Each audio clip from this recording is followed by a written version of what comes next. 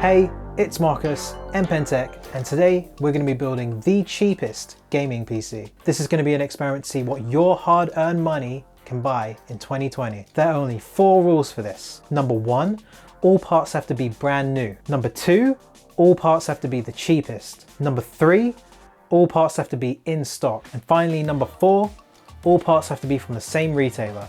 Make sure you stay tuned in until the end, as I will be detailing how we'll be using this PC in future videos. Alright, without further ado, let's start building.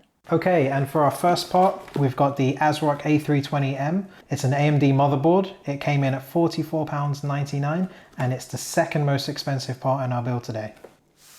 So it's a pretty basic motherboard, but it's the cheapest one they had. So the second part we have today is our RAM. It's Corsair Value Select, 4 gigabytes, and it's clocked at 2666 megahertz, and it cost a whopping £20.48. Very, very basic. There is definitely no RGB here. Our next part is our storage, which is Western Digital Green. It's an M.2 SATA-based drive, and it's 120 gig. This came in at £21.98. The surprising thing here is I really thought that today we would be using a hard disk drive, but that was actually more expensive. So that cost £23.99 if my memory serves me correctly. And that was for a 500 gig drive. So obviously you get a lot more for your money, but the rules of the game are we have to buy the cheapest possible part that is compatible, and here it is. Get our M.2 screw. Now we've got our storage and our RAM installed. Up next, we've got the star of the show. It is the one, the only, AMD Athlon 3000G with Vega graphics built in. It cost a whopping £45.98, making it the most expensive part in our build today. We've got our processor here, and something very interesting. So on the website, it actually said that it doesn't come with a heatsink, and yet here is a heatsink. So I actually bought a heatsink for this, but well, it looks like this build just got a tiny bit cheaper. So let's lift the lever up here. Gonna get our processor. We're gonna put it in, matching the golden triangle here with the golden triangle on the motherboard. There we go. Awesome. Now we want to install our heatsink. So unfortunately the heatsink that came with it is not going to fit with this motherboard. So we are going to have to use the heatsink that we bought, which is lucky. The heatsink we bought was the AMD Stealth Cooler, which comes in at £4.99. It's the heatsink that comes bundled with most of the other higher end CPUs and should fit with our motherboard quite nicely. Cool, and here is the heatsink. Comes with thermal paste pre-applied.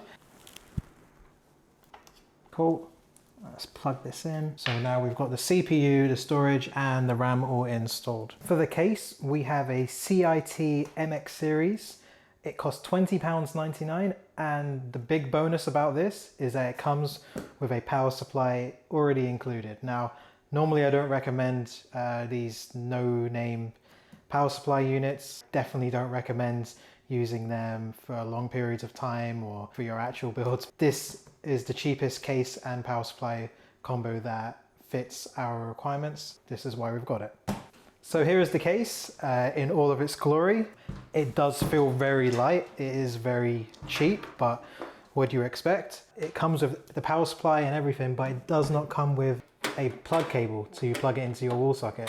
Yet there is no power plug in here. That comes separately, even though you've got your power supply. So I think for this, we're gonna have to look and see what the cheapest cable is and then add that onto the price at the end. So we're moving on to putting the motherboard in. One thing I've noticed that this case did come with is the system speakers. You don't even get these with motherboards these days anymore, but this is really useful for like debugging when your computer doesn't boot up. So what happens is when you first turn your computer on, it has like a series of beeps. Could mean like 3 beeps means that this thing is wrong, or 2 beeps means your RAM is broken, things like that. So it's really nice to see this, but to be honest, I think I'd rather have a power plug. It's still really cool to have, and we'll definitely put it in. Okay, so we've got nearly all our cables in. We're just putting this last cable in now, which is going in right here. Our build is complete. Let's put the side panel on and take it up to the office. We've installed a few games on our system: Skyrim, Deus Ex Mankind Divided, and Rocket League. This should give us a good benchmark for how these games are running. We're going to be playing all of these games at 1080p, and we're going to adjust the settings until we get a playable frame rate. So we're just loading up Skyrim here.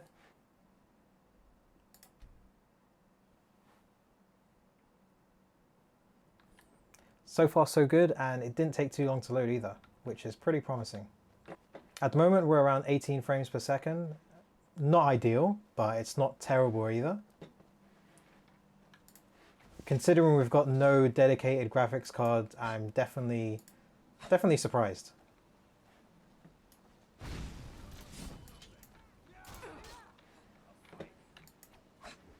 I think we can probably get the frame rate a bit better though. Okay, so we've changed the settings to medium, and there we go. We are pretty much nearly locked at 30 frames per second now. We're in the high 20s, but this is a lot more playable, and yeah, I think I'd be happy with this.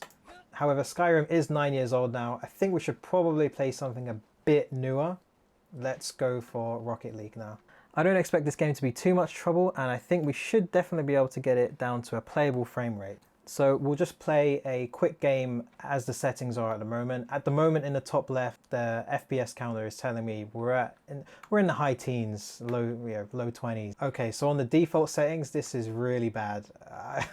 This is pretty unplayable. I mean, it's kind of hard for me to see at some points where the ball is going, what direction it's going in. Yeah, I think we definitely need at least 10 more frames per second here, but I think we should take the settings down now and see how that goes.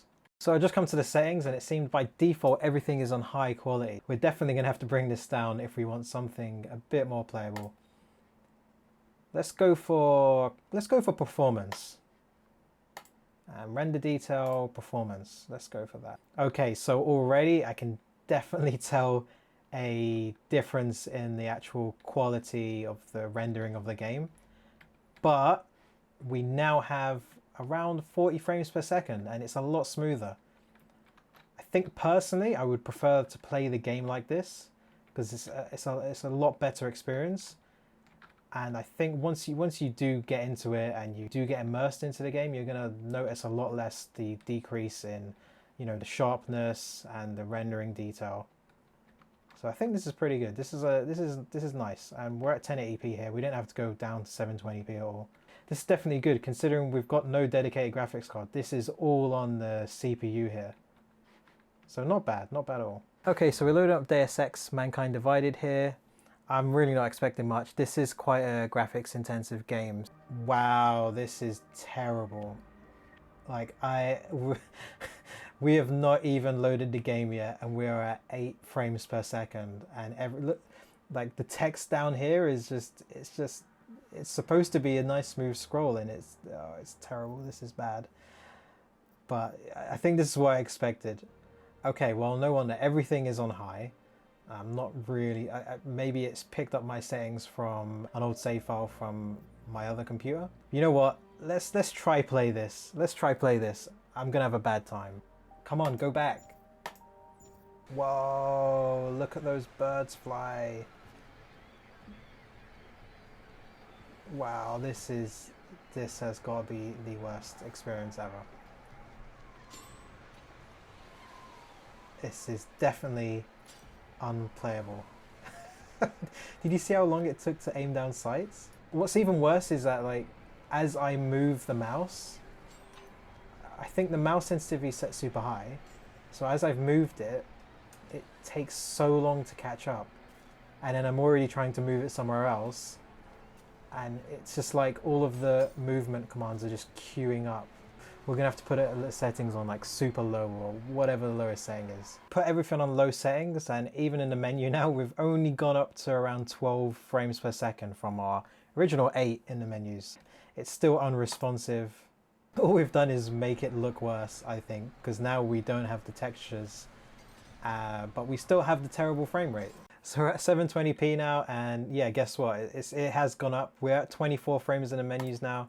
It's a bit better. I think we're nearly there, but I'll be honest, I don't think we're going to get any better than this. We are at 720p now. Any lower and it's going to be hard to make out what things are on screen. and we've still got all the settings on the lowest. So the game seems to be more responsive now. Personally, I wouldn't say this is playable in any way. We're still sub 20 frames per second, but for less than £200, what do you expect? We've also run some benchmarks and the results were unsurprising.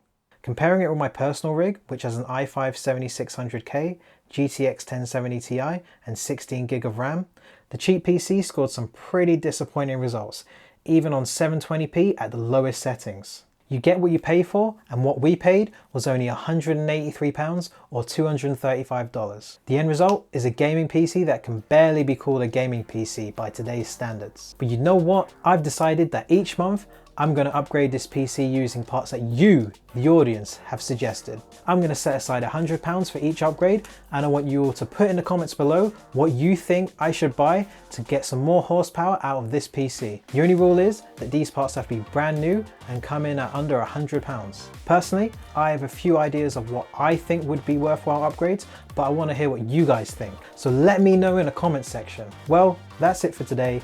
If you liked it, hit like, hit subscribe, and I'll see you guys in the next one.